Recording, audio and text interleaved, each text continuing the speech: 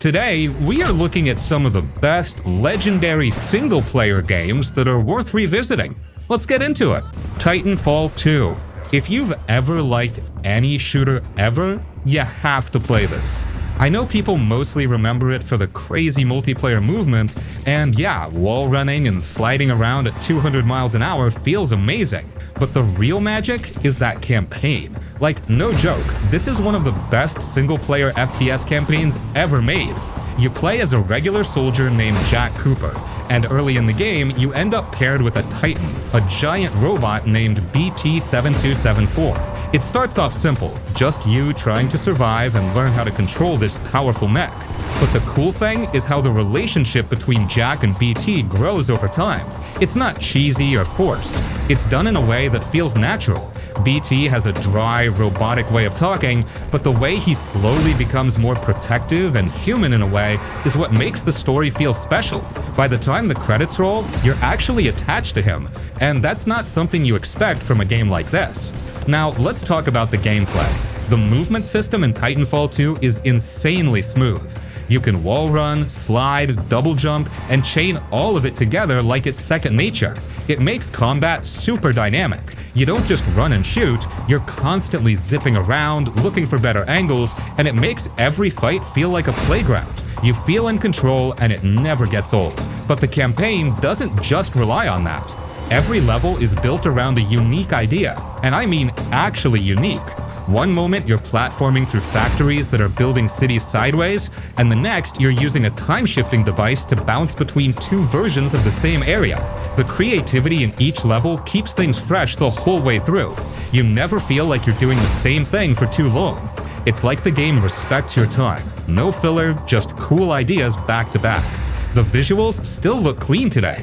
Nothing crazy, but the art design is sharp, and the lighting in some levels gives it that futuristic sci-fi vibe without going overboard. The sound design helps too. The weapons feel punchy, and the soundtrack has a nice mix of intensity and emotion depending on the scene. The campaign isn't super long. You can finish it in about 5 to 6 hours, but it's tight. Every mission feels like it has a purpose, and there's no downtime. It's rare for a shooter campaign to be this well built from top to bottom. Titanfall 2 is just one of those games where everything clicks. Movement, story, gunplay, pacing. It's easy to get into, hard to forget, and still holds up years later.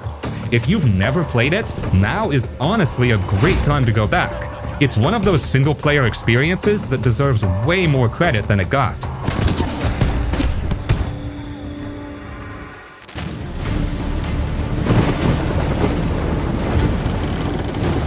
Uncharted 4: A Thief's End. Uncharted 4 is the final ride for Nathan Drake, and you can feel that weight all through the game. It's not just another treasure hunt with some fun set pieces. This one's more mature, more personal. Nate's older now, out of the whole treasure hunting game, trying to live a normal life. But then his long-lost brother Sam shows up, who he thought was dead, and pulls him back in for one last crazy adventure. Now, let's talk about the gameplay and visuals, because this thing still looks insane today. Like seriously, the level of detail is nuts. From the muddy roads of Madagascar to the stormy seas and lush jungles, everything feels handcrafted and real. The lighting, the facial animations, even the way characters move and react, it's all super polished. And then there's the pacing. Naughty Dog knows how to keep things moving. You get these intense shootouts, smooth stealth sections, platforming that flows naturally, and then those quiet, emotional moments where characters just talk and reflect. It's not just action for the sake of action, it's balanced. The story breathes. The combat's tighter too. Gunplay feels punchy, movement is smooth, and there's more verticality this time around. You can swing on ropes, climb, sneak through tall grass. It feels more open without losing that cinematic style. And those big set pieces, yeah, they still blow your mind. That Jeep chase scene through the city is one of the most perfectly executed action moments in gaming, no joke. Also, the world itself looks insane, even years later, like it still holds up hard. The places you go, old ruins, tropical forests, cities, they all feel handcrafted. No copy-paste stuff, no filler. It's like every inch of the world was made to impress you without shoving it in your face. Uncharted 4 isn't just a great action-adventure game. It's a masterpiece of storytelling, pacing, and world-building. It's the kind of game that makes you sit back after the credits and just go, yeah, that was something special. Totally worth revisiting in 2025.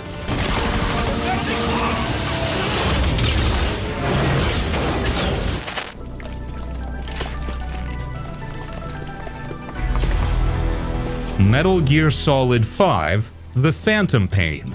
Okay, here's the thing. Phantom Pain is straight up one of the most technically impressive open-world games ever made. Even now, in 2025, there's really nothing else quite like it. You know how most stealth games either go full linear or full chaos? This game somehow manages to give you total freedom while still keeping that tight tactical feel. It's basically like Kojima said, let's make a sandbox where every system connects, but make it stealth. You play as Big Boss, or Venom Snake, dropped into these massive environments, like the rocky deserts of Afghanistan or the dense forests of Africa. These maps are huge, but not just for show. They're built for strategy. You're not just running from point A to B. You're scouting enemy outposts, checking patrol routes, tagging guards with your binoculars, using weather, time of day, even horse poop, yes, horse poop, to mess with enemies. And yeah, you've got full control over how to approach any situation. Sneak in at night, go loud in the day, use your buddy system to bring in a sniper, a dog, or even a mech suit. And the gameplay system's insane. Everything feeds into everything else. Enemies learn your habits. Use too many headshots, they'll start wearing helmets. Always attack at night, they'll bring night vision. It's like the game is watching you, adapting to how you play, and you adapt back. That constant push and pull keeps every mission feeling fresh, even after 40-50 hours. The controls are super smooth. Shooting, sneaking, crawling, climbing, everything feels snappy and responsive. And the little touches go a long way, like how your Fulton balloon system lets you extract enemies, vehicles, resources, and even animals back to your base. Speaking of which, Mother Base. You actually build and manage your own base of operations. Recruit soldiers, research weapons and gadgets, send out teams on missions. It gives you that sense of progression without ever forcing it. Now, story-wise, yeah, it's controversial. Some fans wanted more cutscenes and drama like the old Metal Gear games. This one goes quieter, more subtle, but there's still plenty of that classic Kojima weirdness. Creepy child soldiers, psychic parasites, flaming whales, it's all here. It just leans more into the player experience than exposition this time around. And honestly, it kinda works. The atmosphere though, that's where this game hits different. There's this cold, quiet feeling throughout. You're just a man with a robot arm, a cigar, and a lot of ghosts behind him, riding through dusty landscapes while a cassette tape plays 80s music. It's haunting in a way that sneaks up on you. That whole vibe, it sticks with you. And the production value? Ridiculous. It still looks amazing, the voice acting is solid, and the game runs buttery smooth even on older systems. If you skipped it back then or just never got around to finishing it, this is absolutely worth revisiting now. It's one of the most mechanically deep and open-ended stealth action games ever made. It might not tell you everything, hell, sometimes it doesn't tell you much at all, but that's the point.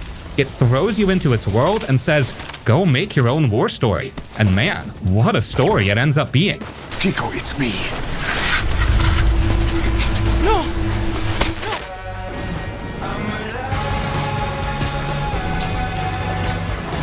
Spider-Man 2018. Superhero games existed before this, but nothing felt this good to control. The moment you swing off that first rooftop, you know it's gonna be something special. The momentum, the animations, the way Spidey flips and spins mid-air, it's buttery smooth. You're not just fast traveling to missions, you're swinging there every single time, because it just feels too damn good not to.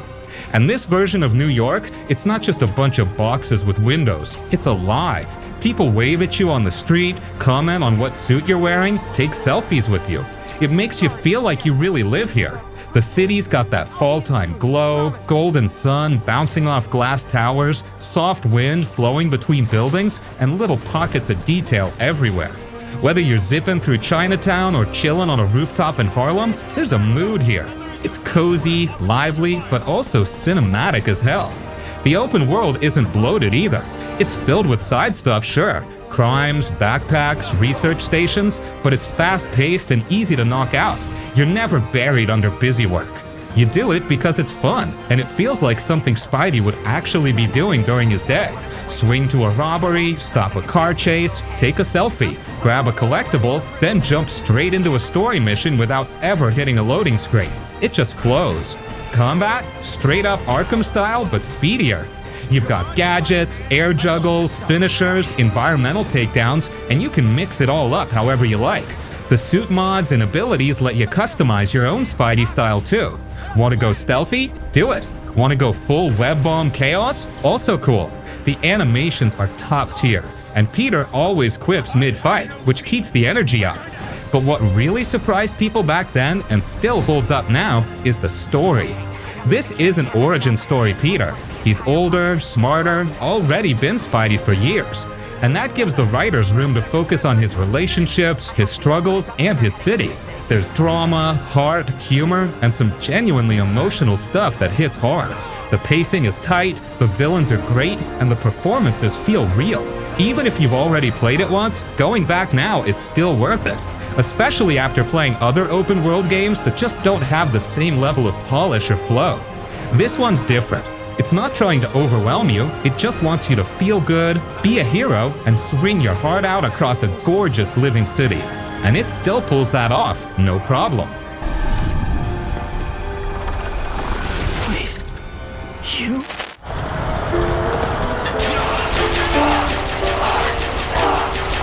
Bioshock Infinite. Even years later, Bioshock Infinite might have come out way back in 2013, but it still hits hard, and it's absolutely worth revisiting today. At its core, yeah, it's a shooter, but it's not just about blasting enemies. The world, the atmosphere, the themes, that's what makes this thing special. You're up in this floating city called Columbia, which honestly still looks incredible. The way it mixes that early 1900s American dream vibe with flying zeppelins, music echoing through the air, sunlit clouds, bright colors, it's weirdly beautiful, but also super messed up when you start digging deeper. It's not your typical post-apocalyptic setting like the first Bioshock. Columbia's bright, colorful, and cheerful on the surface, but under all that, it's hiding dark secrets, creepy ideologies, and twisted characters. The way the game slowly reveals all that, super satisfying. It's like peeling back layers of something that looked perfect, but is rotten underneath. And the storytelling is so tight. You're playing as Booker DeWitt, this dude with a shady past who's just trying to clear a debt. Bring us the girl and wipe away the debt. Simple setup. But then you meet Elizabeth, and suddenly, the game becomes way more than you expected. She's not just a sidekick, she's actually one of the best companions in any game, period. Helps you in combat, finds stuff, opens up tears in space-time, and she's just a strong, emotional part of the whole journey. The story keeps getting crazier the more you play. It throws you into wild twists, alternate realities, timelines, but it never feels too confusing. It keeps you grounded with the characters. Combat's pretty solid too. You've got guns, sure, but the real fun comes from the vigors, like superpowers you mix into your fighting style. Toss enemies into the air, shock them, sick a murder of crows on them, all while zipping around on sky rails like a roller coaster. It feels fast, chaotic, and fun. Not the deepest shooter mechanics, but definitely stylish and satisfying.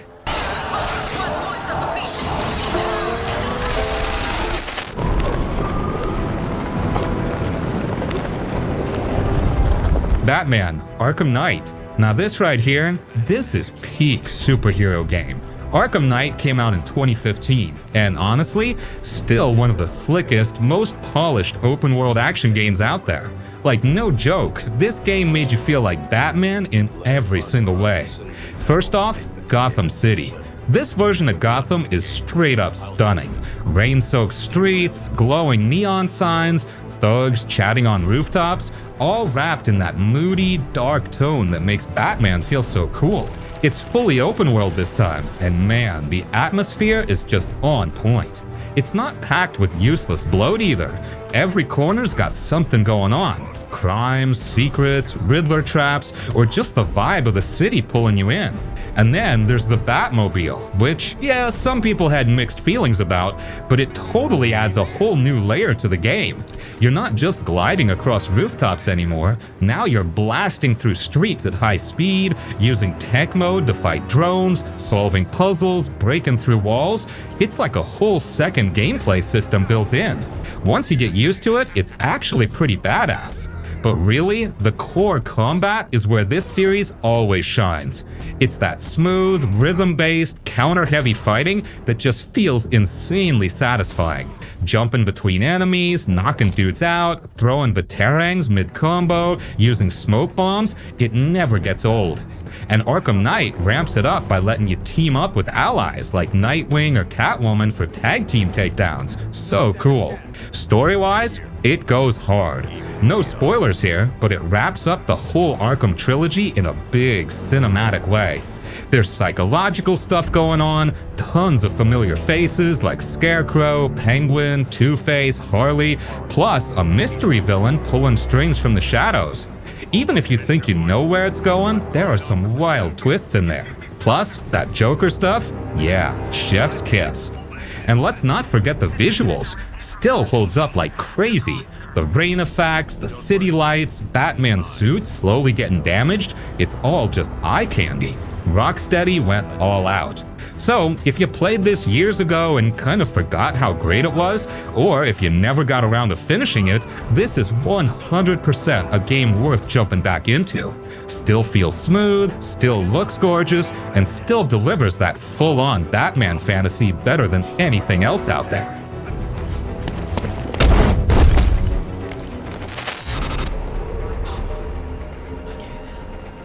I could see the mansion where the gala was. Quantum Break. So, Quantum Break, man, I feel like this one doesn't get brought up enough anymore. Like, it dropped, it was cool for a bit, and then just kind of vanished, you know? But honestly, going back to it today, still a super interesting game. Especially if you like those story-heavy, cinematic shooters with some weird sci-fi twists. The first thing that hits you is how different it feels. It's not just your usual third-person cover shooter. They really went for something unique here. So you play as this guy Jack Joyce. He gets caught in this experiment gone wrong and ends up with these crazy time powers. And from there, the whole game becomes about bending time mid-fight. You can freeze enemies, dash across the room, create time shields, and when you chain it all together, it actually feels badass. Like smooth and snappy in a way a lot of shooters don't pull off. And it's not just about gameplay. The structure's kind of wild too. Between gameplay chapters, you get these live-action episodes, like actual short TV episodes with real actors. You've got Shawn Ashmore, Lance Reddick, Aidan Gillen, solid cast. The episodes are built around the choices you make, so they change depending on what you picked. I know that sounds a little weird on paper, but when you're actually playing, it kind of pulls you deeper into the story. It's like you're flipping between a Netflix sci-fi series and a video game, and somehow it works. Also, it still looks damn good. The time effects, the glitchy world when stuff breaks down, still cool, still feels slick. Remedy just knows how to make things feel off in the best way, you know? Like with Control and Alan Wake, they've got that weird vibe on lock. Now, sure, it's not super long or anything, and if you're not into linear games, maybe it's not your thing. But if you want something different, something with cool mechanics, high production value, and just a bit of that, hey, what even is going on energy, Quantum Break is a solid pick. Definitely feels like one of those games that took a big swing. Not perfect, but bold. I respect that.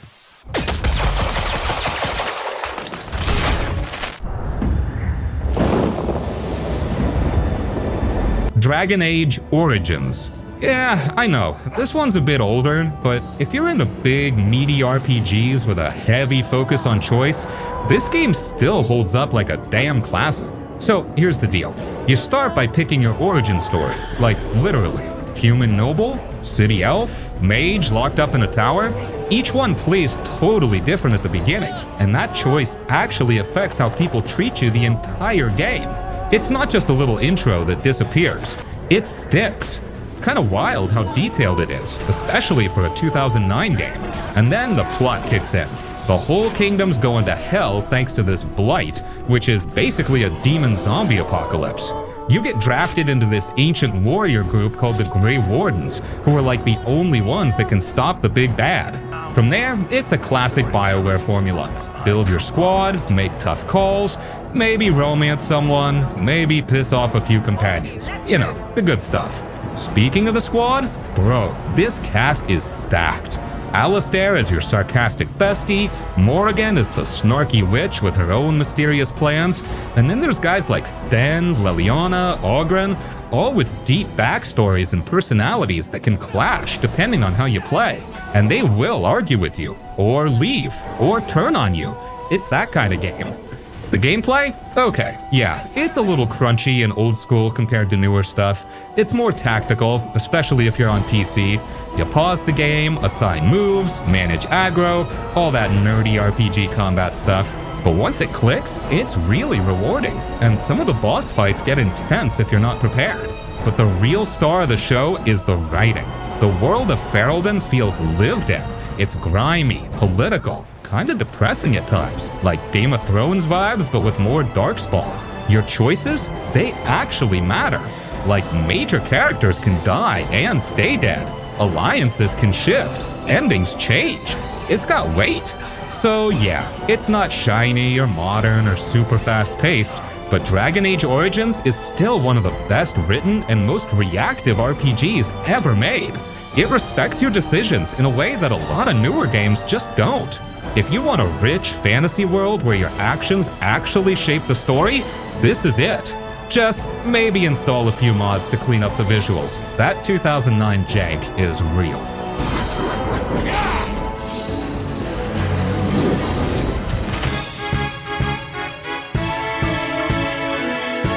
Final Fantasy X. Yeah, that old school PS2 one that still somehow hits harder than most modern JRPGs. So first off, this game is a vibe.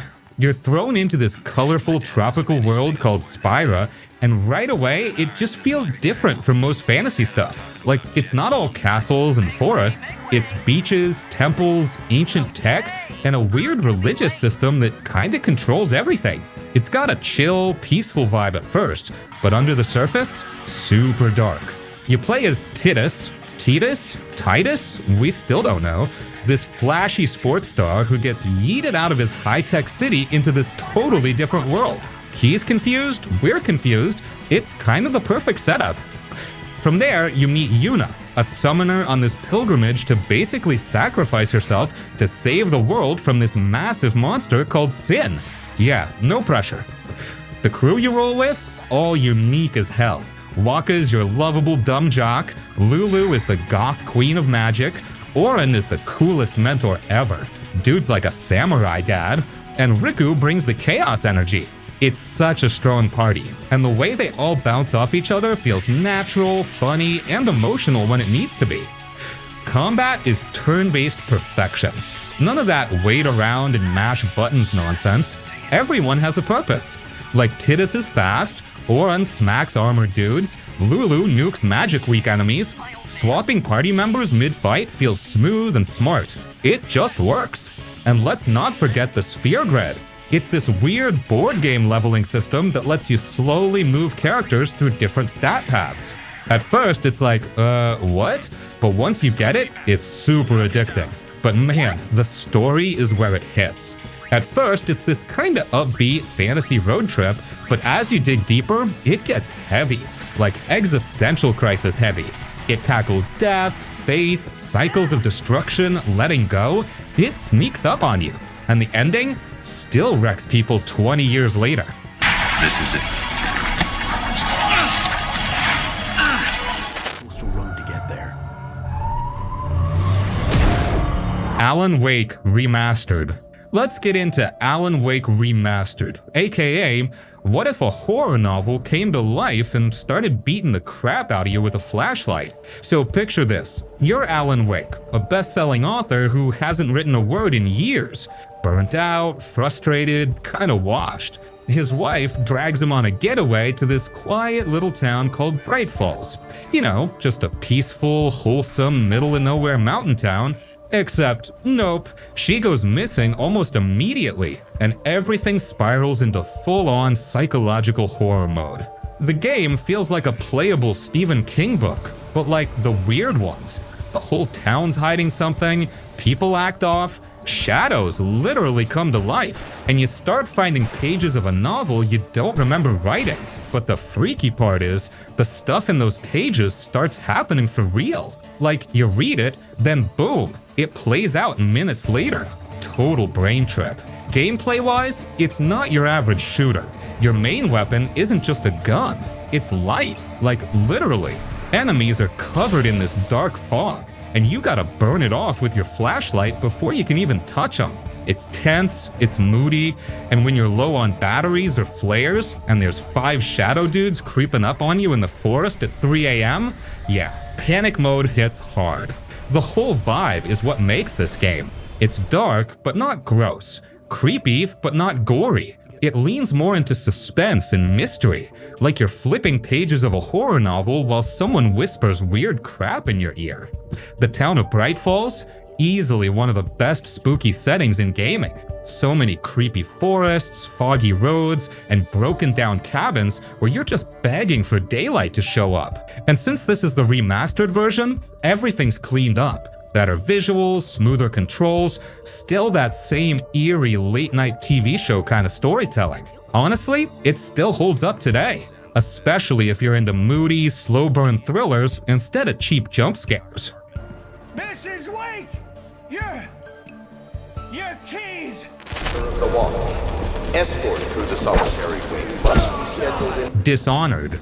Alright, let's talk Dishonored. Definitive Edition, or as I like to call it, Blink and Stab, the game.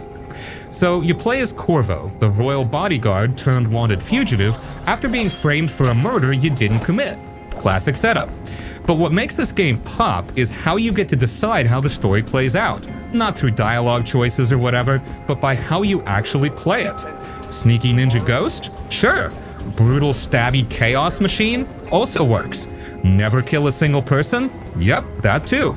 The world of Dishonored is this grimy, plague-ridden steampunk city called Dunwall. It's got this really sick vibe. Half Victorian London, half dark fantasy horror.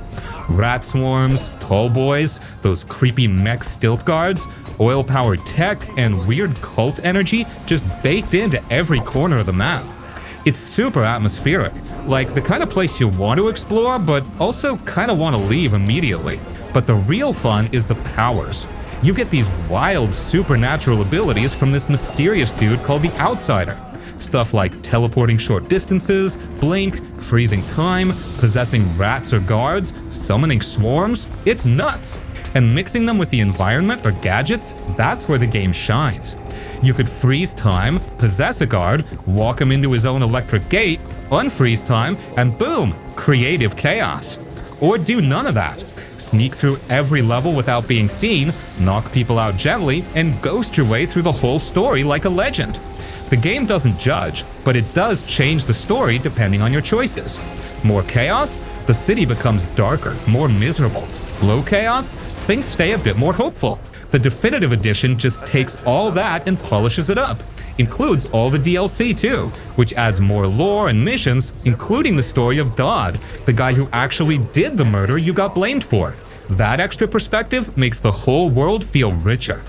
So yeah, Dishonored is one of those rare games that actually makes you feel clever. It respects your brain and your style. Whether you're the let me plan every move like a ninja type, or the I'm gonna possess this guy then throw him off a roof type, it gives you the tools and says, go freaking crazy. Hello.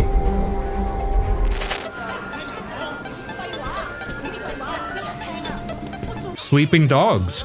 Man, Sleeping Dogs is straight up one of the most slept on open world games ever made.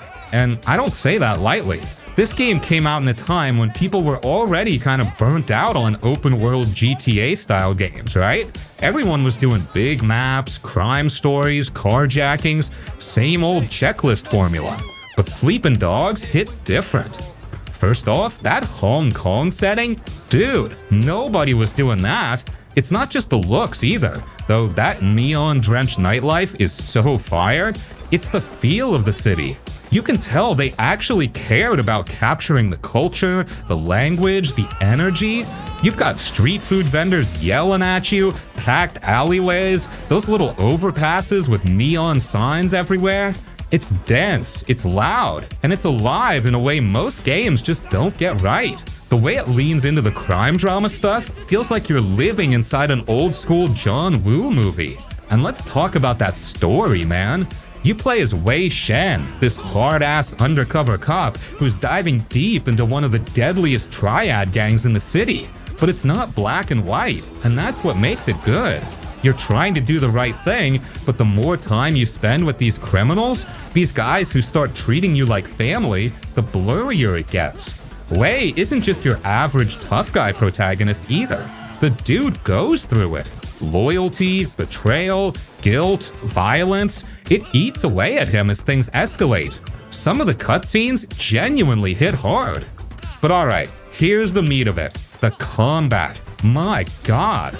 You don't get guns handed to you all the time, so the game is built around melee. And it's got some of the best hand-to-hand combat in an open-world game, period. It's fast, weighty, responsive, you're tossing combos, counters, grabs, but the real sauce is the environment kills. You're grabbing dudes and slamming them into car doors, fish tanks, spiked walls, dumpsters. It's brutal, stylish, and weirdly addictive. It almost feels like a modern brawler with Arkham-style timing and flair. Oh, and driving? This game nails the arcade racing feel. You can hijack cars on the move, like literally leap from one car to another during a chase. It's over the top, but it feels right. And yeah, the city's layout is more compact than something like GTA, but that makes everything feel tight and intense. You're always doing something, not just commuting from one end to the other. The game's also surprisingly packed. You've got side missions, cop missions, martial arts tournaments, drug busts, dating side content, karaoke minigames. Yes, you can belt out some I Ran by a flock of seagulls, races, collectibles, clothes, and a dope leveling system where you can spec into your cop skills or your street fighting. Every little thing adds up to make Wei feel more badass. And none of it feels bloated. That's the magic trick. It's tight, it's focused, but still gives you tons to mess around with. It's a 30-40 hour game if you want to go deep, not because it forces you to, but because it's just fun to do the extra stuff. It's got that just one more mission vibe. So where's this guy with me? Don't worry. I'll take it from here. Sure you don't want me to stick around? Deus Ex: Human Revolution. This one's a cyberpunk RPG, but not in the neon John Wick gun fu way, more like that slow burn Blade Runner style vibe. You play as Adam Jensen, a guy who basically dies in the first few minutes of the game and wakes up with a full body upgrade like RoboCop meets Batman. You got metal arms, sunglasses built into your face, stealth cloaks, arm blades, all that good stuff. The man did not ask for this, but here he is. And the real magic of the game is how it lets you approach missions however the hell you want. You can go full stealth, hack everything in sight, sneak through air vents like a rat ninja, or if you're feeling spicy, you can just walk in and wreck shop with futuristic weapons and takedowns. Like, the flexibility is crazy. Almost every mission has like 3 or 4 totally different ways to tackle it, and it doesn't punish you for picking one over the other. The dialogue system is real solid too. You're constantly making choices, whether you talk your way out of a standoff, threaten someone, lie, bribe, or just go straight up pacifist. And it's not just flavor text either. Choices actually change how certain missions play out or what info you get. Some people might live or die based on how smooth you are with your words. Now, the story itself, whew, it's deep. You've got shady corporations, rogue hackers, cybernetic implants messing with human identity, government conspiracies, and that whole "are we playing God" question hanging over everything. It gets real philosophical without being boring. And Jensen's kind of the perfect lead for that. Dude's got this calm, gravelly voice, like he's seen way too much and is so done with everyone's crap. Visually, the whole game has this golden yellow tint, like everything's bathed in that warm, digital glow, and it gives the world this moody, dreamlike feel. Feels almost like you're stuck in a high-end dystopian screensaver. It's weird, but it works. The art style holds up even now. The city hubs are dense and detailed. You walk around, eavesdrop on convos, find secret paths, hack into apartments, and discover hidden emails that tell their own little side stories. It rewards nosy players. The more you explore, the more secrets you uncover, and the more the world feels alive. Now, yeah, the boss fights got some heat back in the day for being a bit forced. Like, you build this badass stealth hacking build, and suddenly you're thrown into a fight with a tank who doesn't care about any of that. But they patched and rebalanced that stuff later. If you play the director's cut, it's smoothed out and way more fair.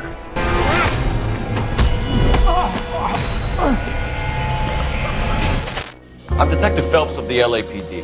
How can I help, Detective? LA Noire. If most games are action movies, this one feels more like you're inside a slow-burning detective drama from the 40s. It's moody, it's methodical, and it doesn't care about being fast-paced or flashy. It wants you to think, to look, to observe. And honestly, it's still one of the most unique games ever made. You play as Cole Phelps, a war vet turned LAPD officer climbing the ranks through different departments. Traffic, homicide, vice, arson.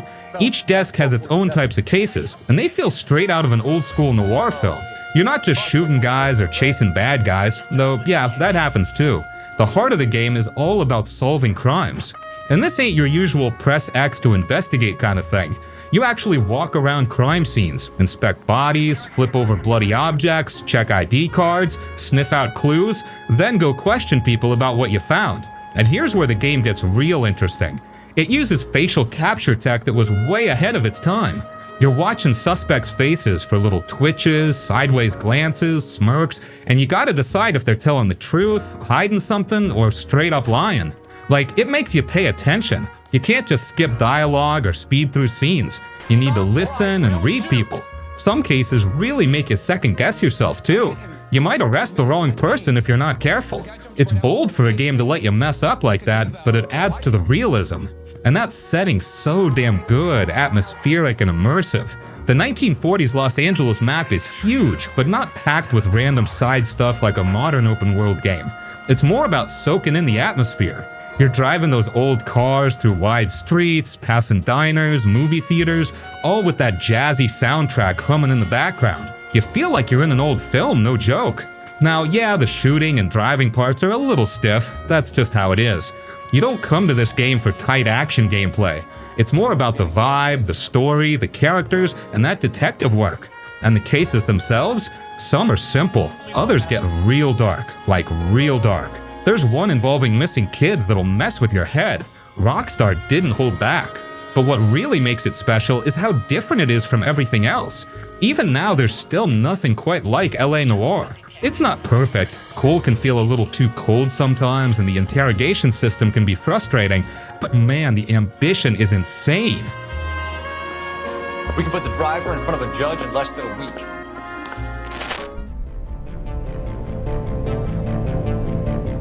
Mass Effect Trilogy.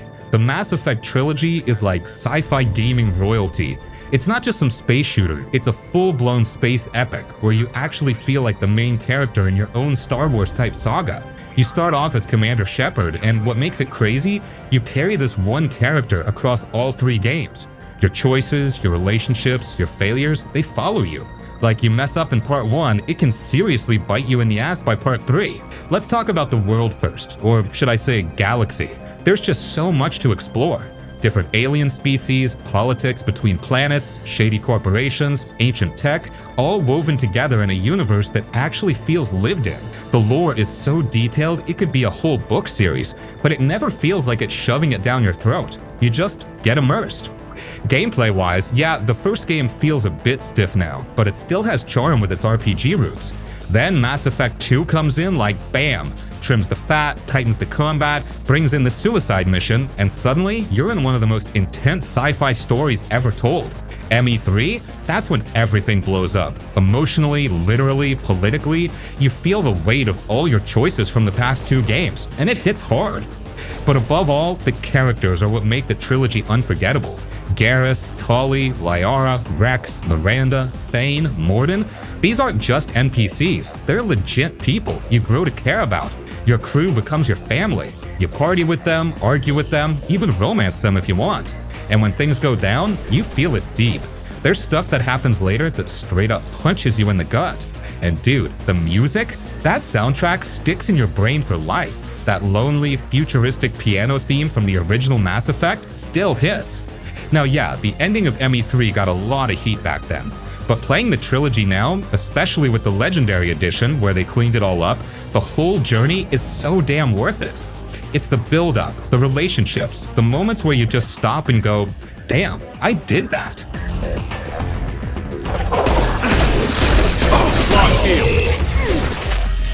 Come on. Max Payne 3. Max Payne 3 is just one of those games that still feels different, even all these years later. It's gritty, it's violent, and it's stylish as hell. Rockstar took a bold turn with this one. They moved Max from the snowy streets of New York to the hot, chaotic mess of Sao Paulo, Brazil, and the vibe is completely different from the older games, but still keeps that same broken, bitter soul at the center of it. Max is older now, washed up, addicted to painkillers and booze, and just done with everything. But he still has that sharp inner monologue going the whole time. Cynical, depressing, weirdly poetic in how he talks about life falling apart. It really pulls you into his head. You feel how tired he is, but also how dangerous he still can be. The action? Man, it's clean. The gunplay is so smooth, it's probably some of the best third-person shooting ever made. Every bullet has impact. Every dive, that classic bullet time slow motion, looks like it's straight out of a movie. You shoot a guy mid-air, glass shatters, bodies drop, blood flies, and Max just lands, groaning and trying to reload. It's all so damn cinematic. You feel like you're in a gritty action film from the early 2000s, not like some superhero, but a dude barely holding it together who happens to be deadly. The environments are a huge step up too. From high-end nightclubs to slums, fancy condos to dirty police stations, it all looks so real and detailed with this chaotic, loud energy. The soundtrack and visuals have this glitchy, paranoid style that keeps the tension high the whole time. It's not an open-world game, but the levels are tight and packed with personality. It's like an interactive action thriller. It pulls you forward hard. Also, no fluff here. The game's fully linear and focused. No side quests or bloat, just story and action, constantly moving. It's a solid 8 to 10 hours, and it stays intense the whole ride.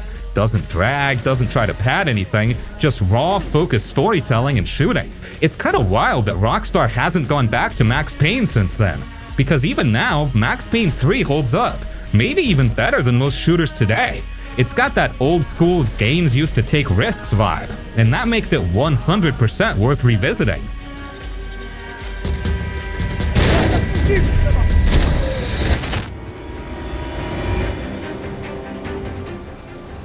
Metro Exodus. Metro Exodus hits different, man. It's not just another shooter. It's this weird mix of gritty survival, emotional storytelling, and straight up beautiful visuals.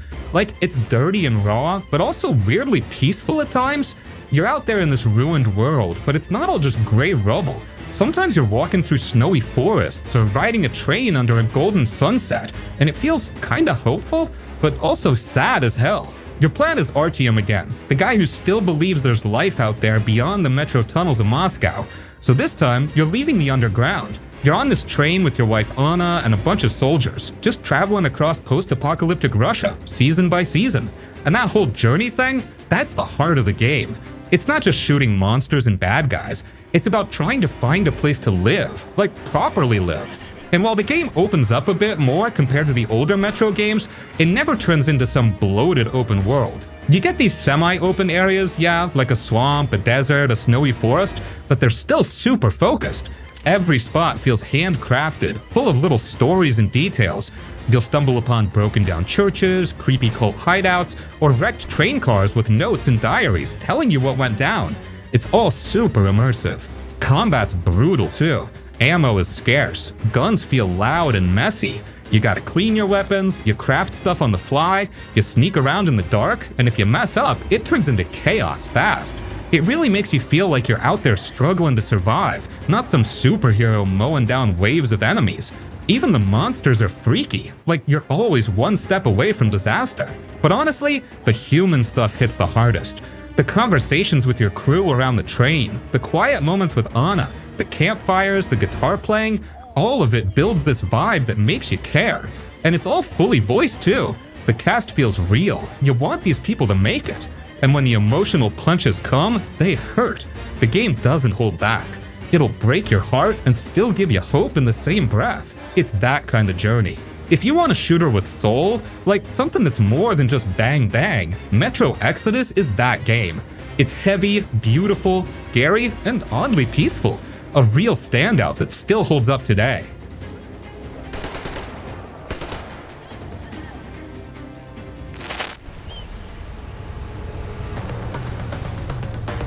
Hitman Absolution. Hitman Absolution is honestly such a weird little gem now. Like, back when it dropped in 2012, it got kinda mixed reactions. A bunch of longtime fans were mad it wasn't the same old sandbox formula. But now, in 2025, it actually stands out in a good way. Like this moody, edgy, slow burn stealth thriller that nobody really makes anymore. So here's the vibe. Everything in Absolution feels way more personal, more grounded, and honestly, kinda cinematic as hell. The story kicks off with Agent 47 going rogue, like actually breaking protocol and turning on his own agency to protect a girl named Victoria. Right off the bat, you're like, wait, Agent 47 is developing human emotions? And that's kind of the whole tone of the game. It's grittier, darker, and gives 47 a lot more depth than usual. The whole game is dripping in this gritty, grindhouse-style atmosphere. You've got sleazy villains, creepy motel shootouts, backwoods cults, and rainy, neon-lit city streets. It's basically a B-movie stealth epic, in the best way. There's one level where you're sneaking through a cornfield while helicopters search for you, and another where you're infiltrating a strip club, and both feel like straight-up stealth horror missions. It's not just about taking out targets, it's about surviving and sneaking your way through these dangerous, grimy environments. And yeah, sure, it's more linear than classic Hitman games. You're not dropping into a giant sandbox and choosing how to kill some millionaire in 12 different ways with a toothbrush, but what you get instead is super focused level design, crazy detail, and tight pacing. It feels like you're playing a thriller movie. Every level pushes the story forward, and honestly, some of the areas are still jaw-droppingly good.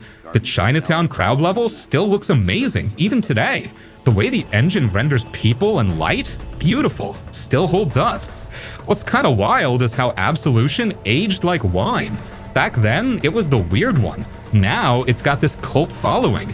People are starting to appreciate that it tried something different. It didn't just follow the usual formula. It gave us a more emotional, more personal take on 47, and that's rare. Even the voice acting. David Bateson's performance feels colder, more reflective. Like 47's finally asking himself if he's more than just a tool for murder. Also, let's not forget, it still plays great. The cover system is smooth, the disguises work well, and the AI for its time was surprisingly smart. The instinct mechanic, basically Hitman vision, made sneaking feel intense, like you're always 1 second away from getting caught. There's a real tension to it. So yeah, Hitman Absolution may not be the biggest or most pure Hitman game, but it's definitely the most unique. If you're in the mood for something stealthy, cinematic, and a little dirty in that grimy late-night action movie kind of way, this one still hits. It's not about freedom, it's about tone, and damn, it nails that tone hard.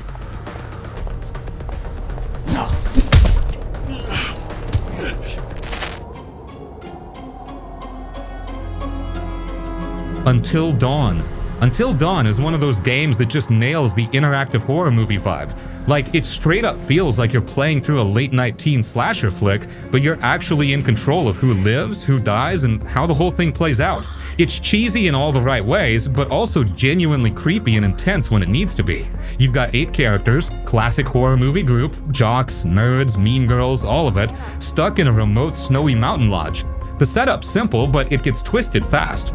Things start off with pranks and awkward drama, then slowly spiral into a nightmare with masked killers, creepy minds, and some legit supernatural stuff lurking in the background.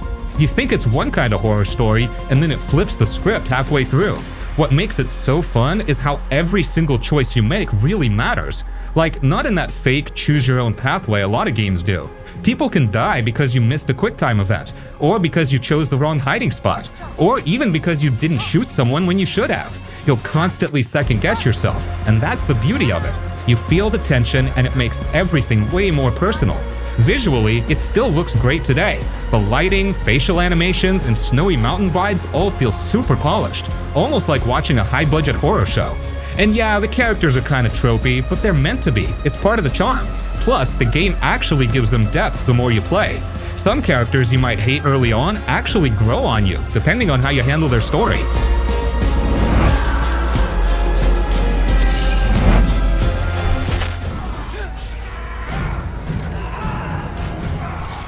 Ryse, Son of Rome. Son of Rome is one of those games that kinda got shrugged off when it launched, but now, looking back, it hits way harder than people give it credit for. Like yeah, it was a launch title for Xbox One and maybe the gameplay wasn't super deep, but damn, visually and vibe-wise, it still slaps. It honestly feels like a playable movie set in ancient Rome, and there's something just cool about that. You play as Marius, a Roman soldier who's out for revenge after his family gets murdered. Sounds basic, but the story actually gets surprisingly emotional and personal, with a bit of supernatural twist thrown in. It's not just blood and war, it's about loyalty, betrayal, legacy, and how far someone will go to do what they think is right. And the whole thing is fully voice acted and mocapped really well, so it's easy to just get pulled into it like you're watching a high-budget historical drama. Combat-wise, it's simple but satisfying. You've got swords, shields, and brutal finishers where you just destroy enemies in the most cinematic ways possible. It's not a combo-heavy action game like Devil May Cry. It's slower, more weighty, and focused on timing, blocking, and execution kills. Some folks call it repetitive, but honestly, it feels kind of relaxing and fun once you settle into the rhythm. And come on, those executions still look crazy good even today. But the real star here, the visuals and presentation. This game still looks insane. The lighting, the faces, the blood splatter, the Roman architecture, it's all gorgeous. Like shockingly good for a 2013 game. The battles feel huge and cinematic, with flaming arrows flying overhead, soldiers storming gates, and chaos all around. It's pure spectacle, and sometimes that's exactly what you want. And because it's not super long, like 6 to 8 hours, it doesn't overstay its welcome. It just gives you a tight, focused, beautifully crafted ride through Roman chaos, and then lets you move on. It knows what it is, and it does that really well. In a world where so many games are 100-hour open-world marathons, Ryse feels like a hidden gem. Short, sweet, stylish, and surprisingly emotional. Perfect for a weekend playthrough when you just want to vibe out with something cinematic and brutal. Definitely worth going back to in 2025. Is of no import. My story, however, is.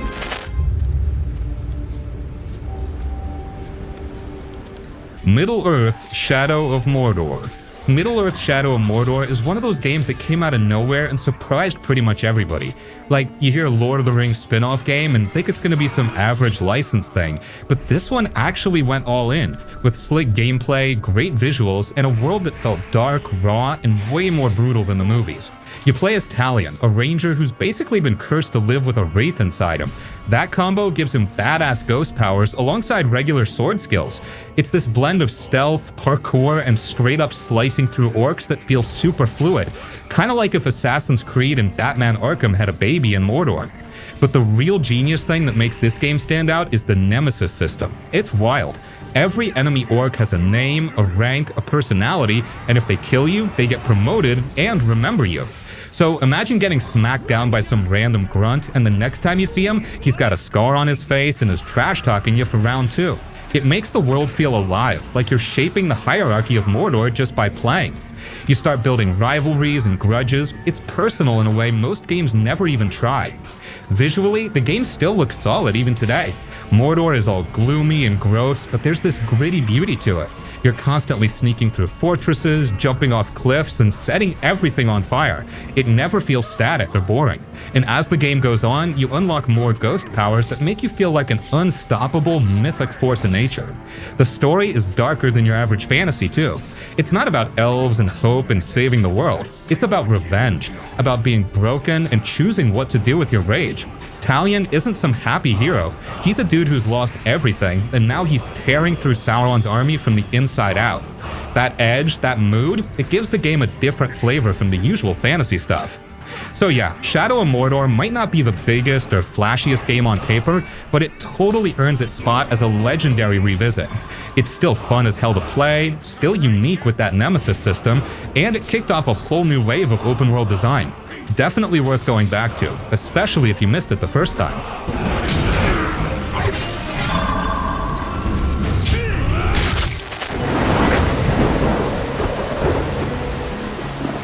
Life is Strange. Life is Strange is honestly one of the most atmospheric, story-driven games ever made. Like, no exaggeration, this thing hit hard back when it dropped, and even now, going back to it in 2025, it still holds up like crazy. It's not just a game, it's a full-on vibe. That sleepy, rainy Pacific Northwest setting, the moody lighting, the soft indie soundtrack, that hazy filter on everything, it's like stepping into a dream you kind of remember. Like one of those feelings you can't put into words, but this game does it for you. It's also calm on the surface. Dorm rooms, classrooms, a lighthouse, but underneath, there's this quiet weight pressing down on every conversation, every choice. And yeah, there's time travel stuff going on, but that's not even the main thing. The real power here is in the relationships, especially between Max and Chloe. It's messy and emotional and raw in a way that feels personal. Like, it's not trying to be a blockbuster, it's just trying to connect with you, and it really does. And here's the thing, Life is Strange isn't scared to be slow, like painfully slow at times, but that's what makes it feel real. You walk around, you look at things, you listen to thoughts, it gives you space to breathe, and that ends up being its biggest strength. It respects the mood. Not a lot of games have the guts to just chill and let you sit with your thoughts, but this one does, and that's why it sticks. Replaying it now, especially after playing all these modern games with bombastic action and constant noise, you start to realize how rare this kind of tone is. It's not trying to be edgy or flashy, it's soft, emotional, and full of quiet heartbreak. Even the way it ends, no spoilers, but it stays with you. It makes you think. It hurts in that good, heavy way that only great stories can do. Honestly, it's one of those games that just becomes a part of you. If you've never played it, you're seriously missing one of the best narrative experiences in gaming, period. And if you have played it, dude, go back. Let it wrap around you again. Let that melancholy small-town magic hit you all over. There's nothing else like it.